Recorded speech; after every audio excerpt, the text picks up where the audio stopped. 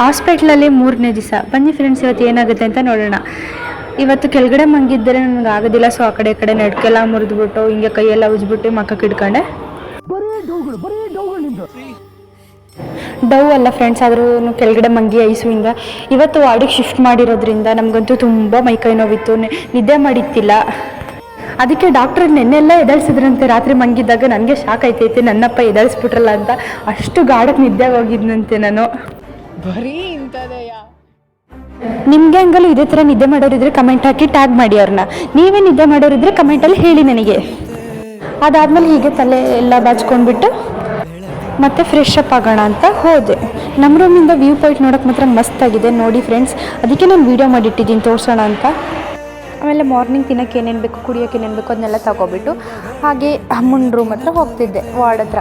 Full ನೋಡ್ತೀನಿ, ಇಡೀ ಲಿಫ್ಟಲ್ಲೇ ನಾನೊಬ್ಬಳೇ ಇರೋದು.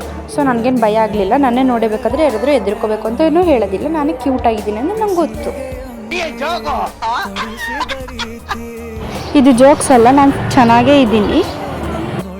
ಅದಾದಮೇಲೆ ಫ್ರೆಶ್ ಅಪ್ ಆಗಿ ಮತ್ತು ಶೀತ ಆಗುತ್ತೆ ಅಂತ ಕಿವಿಯೆಲ್ಲ ಚೆನ್ನಾಗಿ ಒರೆಸಿ ಆಮೇಲೆ ಡಾಕ್ಟರ್ ಕರೆದ್ರು ಅಂತ ವಾರ್ಡ್ ಹತ್ರ ಹೋದೆ. ಹೋದ್ಮೇಲೆ ಏನು ಕೊಟ್ಟರು ಅಂತ ನೋಡ್ತೀರಾ, ಬ್ಲಡ್ ಚೆಕಪ್ ಮಾಡ್ಕೊಂಬರಕ್ಕೆ ಕೊಟ್ಟರು.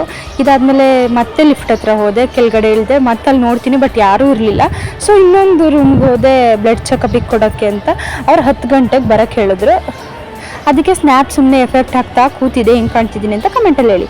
ಅದಾದಮೇಲೆ ನನಗೆ ಇದು ಕೊಟ್ಟರು, ರಿಪೋರ್ಟ್ನ ಕೊಟ್ಟರು. ರಿಪೋರ್ಟ್ ಕೊಟ್ಟಾದ್ಮೇಲೆ ಒಬ್ಬಳೇ ನಡ್ಕೊಂಡು ಹೋಗ್ತಿದ್ದೀನಿ, ಯಾರೂ ಸಹ ಇಲ್ಲ. ರಿಪೋರ್ಟ್ನ ತಗೊಂಡು ಡಾಕ್ಟ್ರ್ ಹತ್ರ ಹೋಗಿ ಕೊಡ್ತೀನಿ ಅವ್ರಿಗೆ ವಾಪಸ್ಸು. ಆ್ಯಂಡ್ ಬಾಯ್.